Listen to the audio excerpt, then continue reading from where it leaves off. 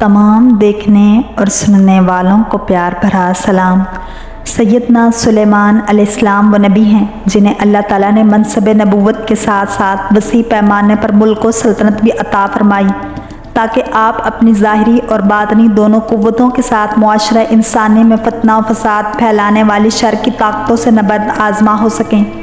हज़रत दाऊद अलैहिस्सलाम के 19 बेटे थे, मगर आपके इल्म मुल्क और नबूवत और खिलाफत के वारिस हज़रत सुलेमान अलैहिस्सलाम बने। सबा जनूबी अरब की मशहूर तिजारत पेशा कौम थी जिसका दारुल हुकूमत मारब मौजूदा यमन के दारुस सल्तनत सुना से 55 मील शुमाल मशरक़ में वाक़ था।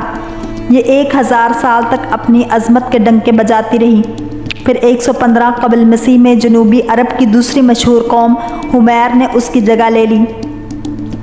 अरब में यमन और हज़रमौत, जबकि अफ्रीका में हबश के इलाके पर उसका कब्ज़ा था। मशरक़ी अफ्रीका, हिंदुस्तान, मशरक़ बईद और ख़ुद अरब की जितनी तिजारत होती थी वो ज़्यादातर उन्हीं सबाइयों के हाथ में थी। इसी वजह से ये कौम अपनी दौलत के लिए निहायत मशहूर थी, बल्कि यूनानी मौरख़ीन तो उसे दुनिया की सबसे ज़्यादा मालदार कौम कहते हैं। हुदहुद ने कहा, ए बादशाह, मैंने वहाँ एक औरत देखी है जो उस कौम की हुक्मरान है। उसको हर तरह की आसाइश और सामान मुयस्सर है। उसका तख्त भी बड़ा अज़ीमुश्शान है। मैंने देखा कि वो और उसकी कौम अल्लाह के बजाय सूरज के आगे सजदा करती है। इब्लीस ने उनके आमाल उनकी नज़र में मग़रूब कर रखे हैं और उन्हें राह हक़ से रोक रखा है। बस वो हिदायत पर नहीं आते कि उस अल्लाह को सजदा करें जो आसमानों और ज़मीन की पोशीदा चीज़ें निकालता है, और जो कुछ तुम छुपाते हो और ज़ाहिर करते हो वो सब कुछ जानता है। उसके सिवा कोई माबूद बरहक नहीं, वही अर्श अज़ीम का मालिक है। हज़रत सुलेमान अलैहिस्सलाम ने फरमाया, अब हम देखेंगे कि तूने सच कहा है या तू झूठा है। मेरा यह ख़त ले जाकर उन्हें दे दे, फिर उनके पास से हट जा और देख कि वो क्या जवाब देते हैं। हुदहुद ने हज़रत सुलेमान अलैहिस्सलाम के हुक्म की फ़ौरी तामील की और ख़त लेकर मलका सबा के पास पहुंचा। रवायत में है कि मलका सबा, जिसका नाम बिल्किस था, उस वक्त भी आफताब की पूजा कर रही थी। हुदहुद ख़त उसके करीब डालकर वहाँ से हट गया। हदीस में आता है कि 4 जानवरों को कत्ल मत करो: चूंटी, शहद की मक्खी, हुदहुद और सर्द यानी लटोरा। सर्द लटोरा का सर बड़ा, पेट सफ़ेद और पीठ सब्ज होती है। ये छोटे छोटे परिंदों का शिकार करता है। मलका ने जब ख़त पढ़ा तो मुतफक्किर हो गई और फौरी तौर पर दरबारी तलब कर लिए। बिल्किस की मजलिस शुरा के अरकान की तादाद 313 थी और उनमें से हर एक 10,000 अफराद का नुमाइंदा था। मलका ने कहा, ए अहले दरबार, मेरी तरफ एक बड़ा अहम ख़त फेंका गया है जो फ़लस्तीन और शाम के अजीम फरमारवा सुलेमान अलैहिस्सलाम की जानिब से है, जिसे बिस्मिल्लाहिर्रहमानिर्रहीम से शुरू किया गया है। उसमें कहा गया है कि हम सरकशी छोड़कर अतात अख्तियार करें और मुसलमान होकर सुलेमान अलैहिस्सलाम के आगे हाजिर हो जाएं। अब तुम सब मिलकर मुझे मशवरा दो। तुम जानते हो कि मैं तुम्हारे मशवरे के बगैर कोई काम नहीं करती। दरबारियों ने कहा, ए मलका, हम ताकतवर और जंगजू हैं। जैसा आप हुक्म देंगी वैसा ही करेंगे। मलका ने कहा, बादशाह जब किसी मुल्क में घुस जाते हैं तो उसे तबाह बर्बाद कर देते हैं और वहाँ के मोअज़्ज़िज़ लोगों की तज़लील करते हैं। चुनांचे उनसे लड़ना खिलाफ मसलहत है। मैं उन लोगों की तरफ एक हदिया भेजती हूँ, फिर देखती हूँ कि वो क्या जवाब देते हैं। हज़रत सुलेमान अलैहिस्सलाम की तरफ तहाइफ भेजने का मकसद उनका इम्तिहान लेना था कि वो वाकई अल्लाह के नबी हैं या महज मुल्क गिरी चाहते हैं। किस्सा मुख्तसर, बिल्किस ने बहुत सारे तहाइफ के साथ अपने एलची को हज़रत सुलेमान अलैहिस्सलाम के दरबार में भेज दिया।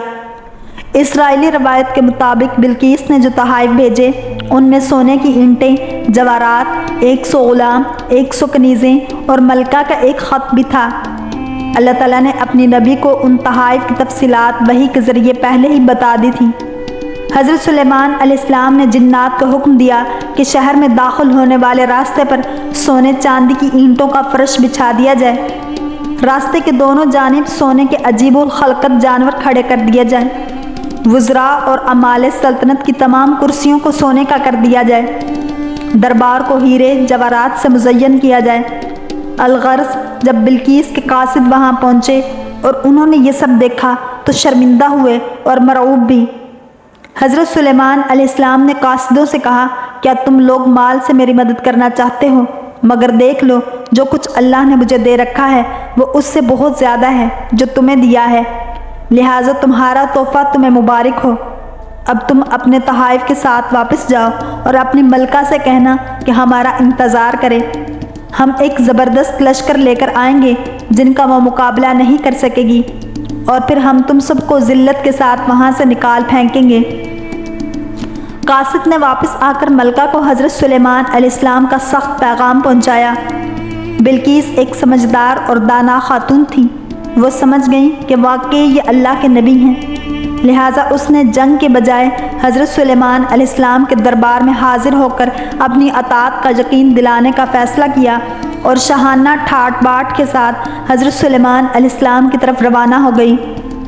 حضرت سلیمان علیہ السلام کو اللہ تعالیٰ نے وحی کے ذریعے مطلع فرما دیا کہ بلقیس تمہاری فرما بردار بن کر حاضر ہو رہی ہے۔ چنانچہ حضرت سلیمان علیہ السلام نے اپنے درباریوں سے کہا، تم میں سے کون ملکہ کا تخت میرے پاس لا سکتا ہے قبل اس سے کہ وہ لوگ مسلمان ہو کر میرے پاس پہنچیں؟ جنوں میں سے ایک قوی ہیکل جن نے کہا، میں اس تخت کو حاضر کر دوں گا قبل اس کے کہ آپ علیہ السلام اپنی جگہ سے اٹھیں، میں اس کی طاقت رکھتا ہوں اور امانت دار بھی ہوں۔ پھر جس شخص کے پاس کتاب کا علم تھا وہ بولا، میں آپ علیہ السلام کی پلک جھپکنے سے پہلے اسے لائے دیتا ہوں۔ جو ہی سلیمان علیہ السلام نے وہ تخت اپنے پاس رکھا ہوا دیکھا، پکار اٹھے، یہ سب میرے رب کا فضل ہے تاکہ وہ مجھے آزمائے کہ میں شکر کرتا ہوں یا ناشکری۔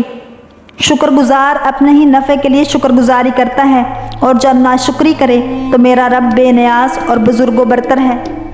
وہ شخص کون تھا جو پلک جھپکنے سے پہلے ہی تخت دربار سلیمانی میں لے آیا؟ مفسرین کے مطابق وہ شخص حضرت سلیمان علیہ السلام کا کوئی دوست تھا۔ ابن اسحاق نے اس کا نام آصف بن برقیہ بتایا ہے۔ بعض روایات کے اعتبار سے یہ ان کا خالہ زاد تھا، اور یہ واقعی آصف برقیہ کی کرامت تھی۔ کہا جاتا ہے کہ اس تخت کا طول 80 ہاتھ، عرض 40 ہاتھ اور اونچائی 30 ہاتھ تھی۔ اس میں موتی، سرخ یاقوت اور سبز زمرد جڑے ہوئے تھے۔ حضرت سلیمان علیہ السلام نے ملکہ کا امتحان لینے کے لیے ان کے تخت میں کچھ رد و بدل کروا دیا۔ جب وہ آئیں تو ان سے پوچھا، کیا تمہارا تخت بھی اسی طرح کا ہے؟ انہوں نے کہا، یہ تو گویا ہو بہو وہی ہے، اور ہمیں تو پہلے ہی معلوم ہو گیا تھا اور ہم فرما بردار ہو چکے ہیں۔ بلقیس کے آنے سے پہلے حضرت سلیمان علیہ السلام نے ایک ایسی عمارت بنانے کا حکم دیا جس کا فرش شیشے کا ہو، نیچے پانی جاری ہو، پانی میں مچھلیاں اور دوسرے آبی جانور ہوں۔ حضرت سلیمان علیہ السلام اس عمارت میں اپنے لیے شاہی تخت پر جلوہ افروز تھے، اور شیشے کے نیچے سے پانی اپنی پوری آب و تاب سے بہہ رہا تھا، جبکہ اس کے اوپر کا شیشہ نظر نہیں آتا تھا۔ بلقیس کو اسی محل میں لایا گیا۔ اشارت باری تعالیٰ ہے، جب اس نے اس فرش کو دیکھا تو اسے پانی کا حوض سمجھا اور کپڑا ہٹا کر اپنی پنڈلیاں کھول دیں۔ سلیمان علیہ السلام نے کہا، یہ ایسا محل ہے جس کے نیچے بھی شیشے جڑے ہوئے ہیں۔ وہ بول اٹھی، پروردگار، میں اپنے آپ پر ظلم کرتی رہی، اور میں سلیمان علیہ السلام کے ہاتھ پر اللہ رب العالمین پر ایمان لاتی ہوں۔ ملکہ سبا کے مسلمان ہونے کے بعد کیا ہوا؟ قرآن کریم میں اس کی تفصیل نہیں ملتی، تاہم تفسیری روایات کے مطابق ان کا حضرت سلیمان علیہ السلام سے نکاح ہو گیا تھا۔ ابن اساکر کی حضرت اکرمہ سے روایت ہے کہ مسلمان ہونے کے بعد بلقیس حضرت سلیمان علیہ السلام کے نکاح میں آ گئی تھی، اور آپ علیہ السلام نے انہیں ان کے ملک واپس بھیج دیا تھا۔ حضرت سلیمان علیہ السلام نے یمن میں ان کے لیے 3 محل تعمیر کروائے۔ آپ علیہ السلام وہاں تشریف لے جاتے اور 3 روز قیام فرماتے۔ واللہ عالم ورسولہ عالم۔ اگر آپ کو یہ ویڈیو پسند آئی ہے تو لائک، شیئر اور سبسکرائب کرنا مت بھولیے، تاکہ ایسی ہی اسلامک انفارمیٹیو ویڈیوز آپ تک پہنچتی رہیں۔